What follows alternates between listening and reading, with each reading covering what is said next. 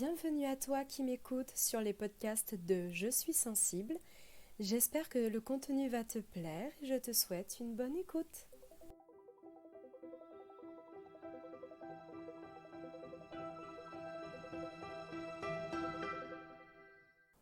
Hello mes papillons! Dans le podcast Mes pratiques écologiques, je vous avais dit que je ferai un autre audio Être végétarienne où je vous parlerai de mes achats en vrac. Je n'ai pas pu en parler dans ce podcast Être végétarienne puisqu'il était quand même très long et je me suis dit si je commence à parler de mes achats en vrac, l'audio va faire 1 heure, c'est juste pas possible. Donc là, je vous fais un podcast séparé pour vous parler donc, de mes achats en vrac. Tout d'abord, acheter en vrac, ça n'a pas été quelque chose de facile pour moi. Il y a quelques années, il y a 2 ou 3 ans, je vivais dans un appartement où la cuisine était quand même grande, mais au niveau des rangements, je n'avais pas beaucoup d'espace. Donc acheter en vrac, c'était pas forcément pratique pour moi parce que je n'avais pas d'espace pour stocker. En fait, c'est ça qu'il faut se rendre compte, c'est que acheter en vrac, c'est vraiment bien, c'est super, mais il faut quand même de quoi stocker les bocaux dans lesquels on met l'achat en vrac, surtout que moi j'achète au mois. Je fais mes courses 1 fois dans le mois parce que je n'aime pas passer 30 ans dans les magasins entourés de monde, à devoir sillonner tous les rayons pendant des heures et des heures. Et surtout que j'ai toujours eu l'habitude en fait d'acheter en une seule fois pour le mois. Ma mère fait comme ça, donc en fait j'avoue que je ne sais pas faire mes courses à la semaine. C'est juste pas possible pour moi. Enfin, j'ai tendance à vouloir acheter en gros, puisque acheter en gros revient moins cher que d'acheter des paquets un peu plus petits. Et quand j'ai aménagé dans mon nouvel appartement, j'ai un placard que j'appelle un KGB parce que c'est une petite pièce en fait, dans laquelle j'ai pu mettre un congélateur. Le congélateur prend quasiment toute la pièce, donc ce que j'ai fait, c'est qu'au-dessus, sur quasiment les 3 autres murs, j'ai demandé à mon père de m'installer des étagères. Alors pas des étagères très profondes, des petites étagères qui doivent faire peut-être, 25 cm de profondeur. Même pas, certaines elles sont plus petites. Et on a jonglé comme ça pour pouvoir mettre les étagères et que ce soit pratique pour moi de rentrer dans cette pièce sans me prendre quoi que ce soit sur la tête. Et je me sers du congélateur, parce que je ne suis pas très grande, je me sers du congélateur je grimpe sur le congélateur pour accéder aux étagères les plus hautes. Parce que concrètement, ouais, j'ai un tabouret qui passe et encore. Mais vu le peu d'espace entre mon congélateur et le mur d'en face, je ne peux pas mettre grand-chose pour grimper. Et c'est vrai que depuis que j'ai cet appartement-là, là, je me fais un peu plus plaisir sur l'achat en vrac. Puisque du coup, je peux stocker beaucoup plus de bocaux. Et notamment en étant végétarienne, j'ai besoin de beaucoup de céréales différentes, de féculents, tout ça, que je dois mélanger pour pouvoir avoir ma dose de fer assimilable par le corps, ma dose de protéines, les vitamines, les fibres, tout ce qui s'ensuit. Excusez-moi, j'ai mon téléphone qui sonne. Et je me fais plaisir aussi en fait sur les bocaux dans lesquels je mets, puisque j'achète un peu plus en magasin des contenants en verre. Du coup que je recycle. Des fois quand j'ai un peu la flemme de cuisiner, j'ai des plats en fait tout prêts du style couscous, ratatouille et tout ça, et des raviolis aux légumes. Du coup je les achète en bocal. Ce qui me permet qu'une fois que j'ai mangé ce qu'il y avait à l'intérieur, je peux le nettoyer et je m'en resserre pour mettre mes achats en vrac dedans. Je m'amuse aussi à Emmaüs. Je vous avais dit que j'achetais des choses chez Emmaüs. Ils vendent de tout, c'est impressionnant. Et là, le grand Emmaüs que j'ai à côté de chez moi, ils ont des petits stands à l'extérieur et c'est vraiment du bric-à-brac. Et j'adore parce qu'on trouve vraiment de tout. Et la dernière fois, j'ai trouvé des bocaux assez originaux. En fait, au lieu d'être cylindriques, ils avaient vraiment une forme un peu comme si c'était une bulle. Mais vraiment, j'en ai acheté 3 comme ça parce qu'ils étaient de tailles différentes, donc petit, moyen, grand. Et dedans, je m'amuse. Le plus grand, j'ai mis mes pâtes. Dans les autres, je mets un peu tout ce qui est des petits biscuits que je me fais, des petits bonbons que j'ai achetés, tout ça. Et ça fait vraiment ouais, ce style bonbonnière. Voilà. Et j'ai adoré. Et en fait, quand je regarde ce qu'il y a écrit sur le couvercle, apparemment, si je me trompe pas, alors c'était pas de l'adobe qu'il y avait dedans, mais bref, c'était un gros plat cuisiné avec de la viande. Et c'est marrant parce que je n'ai jamais vu, quand j'achetais de la viande avant et que j'achetais des plats cuisinés, je n'avais jamais vu ce genre de bocal. Alors là, celui-là, je l'adore et vraiment, c'est un gros contenant pour le coup et qui prend pas beaucoup d'espace en hauteur. Parce que ce qui est un peu embêtant avec les bocaux, c'est que autant en largeur, comme ils sont cylindriques, ils prennent pas beaucoup de place. Par contre, en hauteur, il faut avoir des étagères assez conséquentes au niveau hauteur. Euh, Parce que par exemple, je vais dire une marque, j'achète aussi beaucoup de bocaux Le Parfait. Le Parfait, ils sont quand même, comme son nom l'indique, assez parfaits. Et j'en ai certains, quand j'ai voulu au début stocker ma farine, c'était des bocaux de... J'ai pas envie de dire de bêtises, mais je crois que c'était de 3 litres. Mais en hauteur, j'ai galéré pour trouver où les mettre. Parce que mes étagères, moi, pour gagner de l'espace de rangement, j'avais demandé à mon père de les serrer. Enfin, je pense qu'entre les étagères, je dois avoir... sur certaines, ouais, j'ai 30 centimètres d'écart. Et mes bocaux passent pile, en fait. Et ceux-là, ils passent pas. Donc, il a fallu, en fait, que je redécale des étagères exprès pour trois bocaux, le parfait, qui sont juste immenses. Pareil pour mes spaghettis. Ça, je les achète pas en vrac, mais j'ai une boîte où je stocke mes spaghettis parce qu'une fois qu'on a ouvert le paquet, c'est très compliqué de le refermer sans que les pâtes, le goût se perde. Donc j'ai une boîte tupperware en fait qui est tout en longueur, tout en hauteur en fait. Et pareil pour le stocker, je suis obligée de le mettre à côté de mes bocaux le parfait puisque ça fait quasiment la même hauteur. Mais je me dis c'est dommage parce que il y a beaucoup de personnes qui ont envie d'acheter en vrac et on ne se rend pas compte de l'espace que ça prend. Moi, je vois beaucoup je regarde beaucoup de vidéos en ce moment sur les tiny houses, les petites maisons, les maisons résilientes, les maisons écologiques et tout ça. Et en fait, les personnes, pour que chaque espace est rentabilisé, ils n'ont pas une énorme cuisine. Et je me dis, mais au niveau rangement, euh, en fait, au niveau du vrac, ils ont juste un petit placard. Mais je me dis, mais comment ils font? En fait, ils sont obligés d'aller régulièrement faire des courses pour le remplir. Parce que, ouais, un bocal normal, je veux dire, moi par exemple, si je mets mon riz dedans, ben, ça va me faire peut-être une semaine et demie. Vu la consommation que j'ai des aliments, moi un bocal, il ne me dure pas longtemps. Donc c'est pour ça que je suis obligée de remplir plusieurs bocaux du même ingrédient pour me faire le mois, parce que sinon je ne tiens pas du tout.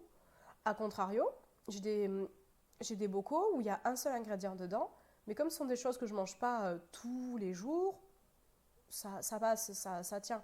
Par exemple, les graines de chia, je ne sais absolument pas comment on le dit. Je me remplis un demi-bocal, ça me fait largement le mois, puisque je n'en mange pas tous les jours. Euh, Qu'est-ce que j'ai d'autre comme ça? Je crois que c'est... J'ai acheté différentes sortes de lentilles. J'ai des lentilles beluga, j'ai des lentilles vertes, j'ai des lentilles corail. Pareil, un bocal des trois, ça me suffit, puisque du coup, je varie sur ce que je mange. Les pois chiches, c'est pareil, j'en mange pas tous les jours. Mais voilà, ce qui va être pâte, ce qui va être semoule, ce qui va être riz, ce qui va être...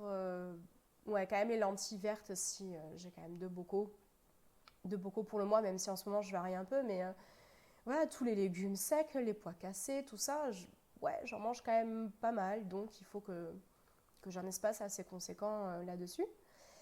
Et depuis que j'achète en vrac, en fait, le vrac, c'est surtout du bio. Je me suis rendu compte que c'est très rare quand il y avait du vrac qui n'était pas bio. Donc à la base, j'avais commencé à la Biocoop. Donc je ramenais mes petits bocaux, excusez-moi. Ce qui était très pratique, c'est que là-bas, je pouvais mettre le poids sur mes bocaux. Je remplissais, enfin mon poids vide, je remplissais mes bocaux et à la caisse, la personne déduisait le poids de mon bocaux de ce qui était pesé sur la balance, ce qui me permettait de ne pas utiliser les petits sachets en papier. Là, j'ai vu de plus en plus dans les nouveaux biocopes qui se construisent autour de chez moi, on pèse soi-même ses aliments et du coup ça devient problématique parce que je ne peux pas en fait déduire sur cette balance-là le poids de mon bocal. Du coup, je suis obligée de prendre les petits sachets. Bon, du coup, ce que je fais, c'est que les sachets, une fois sur deux, je les réutilise. C'est-à-dire que je reviens moi-même avec mes petits sachets que je re-remplis. Mais du coup, je trouve ça pas pratique parce que je me retrouve avec quand même pas mal de sachets puisque j'achète peut-être 10 ingrédients différents. Et chez moi, il faut que je stocke les sachets parce que j'ai 10 sachets différents, de tailles différentes aussi, puisque le sachet des pâtes ne va pas être le même que le sachet des pois cassés. Ce que j'aime beaucoup aussi, c'est que de plus en plus dans les grandes surfaces, ils s'y mettent. Après, je pense que voilà, il y a bio et bio. De toute façon, malheureusement, le bio signifie tout et n'importe quoi. On ne peut pas savoir réellement ce qu'il y a dans le bio, puisque certains pesticides sont autorisés. Un champ bio peut être à côté d'un champ normal et les pesticides, ils ne s'arrêtent pas à la limite du champ. Donc le sol, on ne sait pas trop ce qu'il y a dedans. Donc bon, je ne veux pas trop polémiquer là-dessus, mais c'est vrai que quand on voit que les grandes surfaces se mettent à faire du bio, c'est génial. Mais on ne sait toujours pas concrètement quel type de bio c'est. Et ce que je trouve génial, c'est qu'ils se diversifient beaucoup. Au début, c'était juste le riz, les pâtes, les céréales du matin qui étaient en vrac. Là, de plus en plus, ils font les petits gâteaux, ils font les fruits secs, ils font tout ce qui va être pois chiches, pois cassés, lentilles. Bon, lentilles, ils faisaient déjà pas mal. Mais je trouve ça bien qu'ils commencent à se diversifier et que ça devient plus facilement accessible. Après, pour beaucoup de choses, je me suis rendu compte que c'était soit quasiment le même prix que la Biocop. Donc, comme moi, j'ai le magasin à côté enfin, la grande surface à côté d'une Biocop, je fais mes courses en deux temps, hein. D'abord, je passe à la Biocop et ensuite, je vais à la grande surface pour acheter le reste. Oui, parce que je n'achète pas mes légumes à la Biocop, c'est encore trop cher pour moi. Voilà, je préfère acheter mes légumes, tant pis s'ils ne sont pas trop bio. Je les achète en grande surface, en marché, etc. Et je trouve ça vraiment pratique. Après, il y a certains produits, je me suis rendu compte, par exemple, les céréales du matin sont plus chères à la grande surface qu'à la Biocop. Donc bon, j'ai vite fait le calcul. Pareil, les flocons d'avoine, j'en mange énormément le matin. Je préfère les acheter à la Biocop parce que, si je ne me trompe pas, ils sont légèrement plus chers en grande surface. Et c'est surtout qu'une fois, je me suis fait avoir, parce qu'il faut savoir qu'acheter en vrac, c'est bien. Le seul problème, c'est que on ne sait pas trop comment ça a été conservé avant et il y a beaucoup plus de possibilités d'avoir des mythes alimentaires dans ces aliments en vrac que dans les aliments empaquetés. Je dis pas qu'il n'y en a pas dans les aliments empaquetés, hein, c'est pas ça. Sauf qu'une fois, j'ai acheté mes flocons d'avoine en vrac dans le supermarché. Une semaine après, j'avais des mythes alimentaires partout. C'est sympa, hein, surtout que c'est absolument galère à tout enlever, surtout que moi, ayant une pièce de rangement, toute la pièce, il a fallu que je passe au peigne fin tous mes aliments. Ça va que, heureusement, je conserve le maximum de choses en bocaux, puisque du coup, les mythes alimentaires s'étaient fait leur plaisir autour du bocal et non pas à l'intérieur, donc j'ai pu nettoyer facilement. Par contre, j'avais des paquets de farine où je n'avais pas encore trouvé de quoi les stocker. Ah voilà, les mythes alimentaires se sont fait plaisir, le sucre c'est pareil, voilà. Par contre, j'ai trouvé une astuce. Bon, maintenant j'ai le maximum de choses en bocal, même quand j'achète en paquet, j'essaie au maximum de le mettre dans des bocaux ou dans des boîtes hermétiques et tout ça. Malheureusement, j'ai pas forcément assez d'espace ou assez de boîtes pour tout faire. Du coup, j'ai encore quelques paquets de farine, notamment la farine de riz, la farine de sarrasin et le sucre de coco, où je n'ai pas encore trouvé de contenant parfait pour eux. Pour éviter que j'ai des mythes alimentaires qui reviennent, j'ai trouvé l'astuce sur internet. Au début, je mettais des clous de girofle avec une huile essentielle. Oh. La cannelle, voilà, c'est ça, l'huile essentielle de cannelle, et normalement c'est l'huile essentielle de clous de girofle, sauf que j'en ai pas. Donc même dans un petit récipient, je mettais un galet odorant sur lequel on peut, un galet diffuseur sur lequel c'est fait exprès, on peut mettre des huiles essentielles et ça diffuse assez longtemps. Au début, je faisais ça le temps que j'avais encore des mites alimentaires pour les faire fuir. Comme ça, le temps que je nettoie. Et en fait, j'ai trouvé l'astuce pour éviter qu'elles viennent. Il faut placer un bloc de savon de Marseille, soit dans son placard, soit dans l'espace de stockage.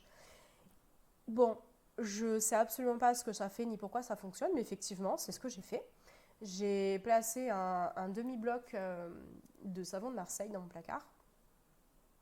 Je n'ai plus aucun souci. Et pourtant, j'achète encore en vrac et des fois, j'ai pas assez de bocaux pour mettre tout mon vrac. Du coup, le reste qui rentrait pas dans mon bocal, je le laisse dans le sachet. J'ai pas de souci ni d'insectes ni de mouches qui viennent dans mon cagibi ni quoi que ce soit, parce que le cagibi est quand même entrouvert, puisque je veux pas que le congélateur avec le moteur surchauffe cette pièce. Et je n'ai pas de souci. J'ai pas du tout d'insectes qui viennent, j'ai pas de mythes alimentaires et je me dis c'est fou parce qu'en fait je ne comprends pas comment ça fonctionne. J'aime bien savoir comment les choses fonctionnent, je ne sais pas. Pourtant, moi je ne trouve pas que le savon de Marseille a une odeur particulière, mais apparemment ça fait fuir les mythes alimentaires. Voilà, je pense que ça fait 16 minutes que je parle, je pense que c'est suffisant sur le sujet. Voilà, donc le petit conseil, c'est si vous voulez acheter en vrac, il faut d'abord réfléchir avant de comment vous allez stocker, où vous allez stocker. Est-ce que vous avez assez d'espace pour stocker un mois de vivres ou alors il faut que vous pensiez régulièrement à aller faire les courses. Trouvez aussi le petit magasin, le petit ou le grand, n'importe, grande surface, magasin bio ou pas. Voyez le magasin qui vous convient le mieux pour faire vos achats, qui est le plus pratique pour vous si vous voulez ramener vos contenants. Et puis, celui aussi où vous avez le plus de choix et si vous avez envie, celui qui a le plus de qualité. Et vraiment, investissez dans le savon de Marseille, ça fait tout. Et comme ça, vous pouvez en mettre des petits morceaux dans vos placards et vous verrez, vous n'aurez pas trop de problèmes de mythes alimentaires.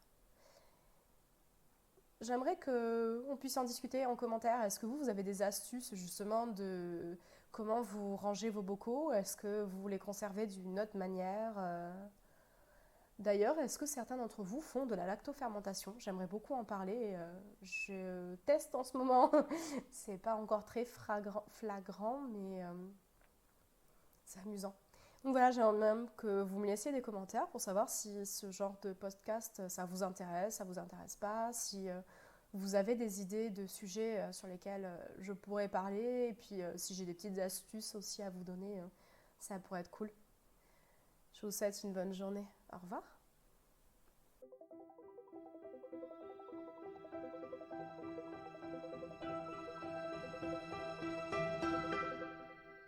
Je te remercie sincèrement pour ton attention.